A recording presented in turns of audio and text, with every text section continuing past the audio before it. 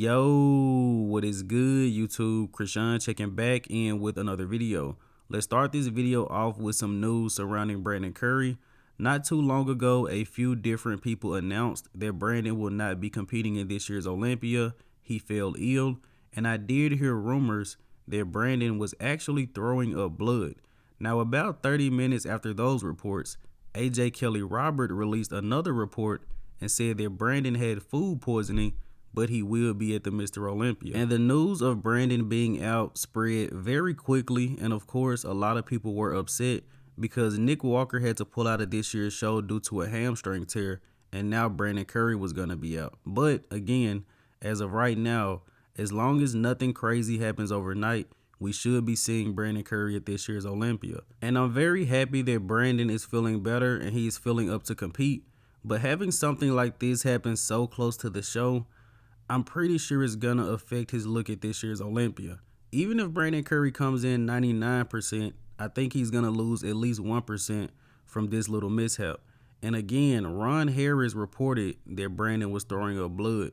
And if that is true, going from throwing up blood to dehydrating for a bodybuilding show might not be the best idea. But let me know in the comment section below, what do you guys think? And let's switch over to Michal Krizo, who recently posted up a training update. In my predictions, I had Michal Krizo in 8th. With Nick Walker being out, I'm going to move up Krizo to 7th place. I'm really looking forward to seeing him next to Hunter Labrada and Andrew Jacked.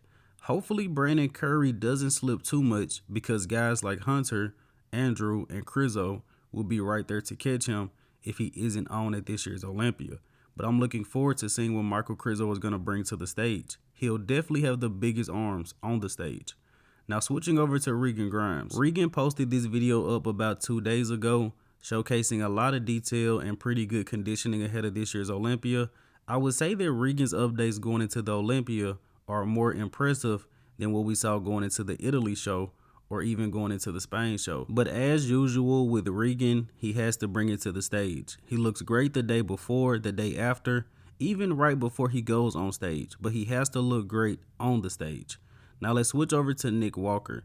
This image was actually posted up by his girlfriend on her story just to show us how Nick Walker was looking going into this year's Olympia. And again, it sucks that Nick Walker will not be at this year's Olympia because I think he was truly going to bring something special.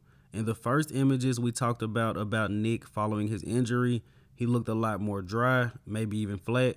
This image, Nick Walker looks full blown, and take a look at the Christmas tree. Hoping that Nick Walker gets well soon. He'll be back strong. Now let's switch over to Classic Physique. These are the latest updates of Ramon Dino, who looks incredible. The first thing I want to comment on that I've already heard a few people mention, Ramon's legs look a little bit smaller, and I'm not really seeing much separation on the left leg. But how Ramon looks in this room does not really determine how he's going to look on stage.